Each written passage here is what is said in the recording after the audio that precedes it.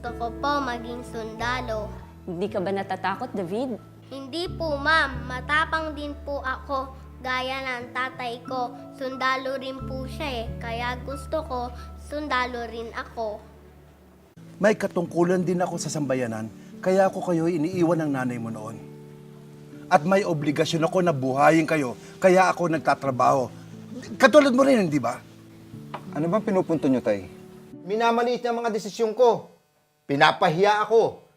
Eto na nga, may pamilya na ako't lahat eh. Wala pang tiwala sa mga ginagawa ko. Ho? Si Itay. David!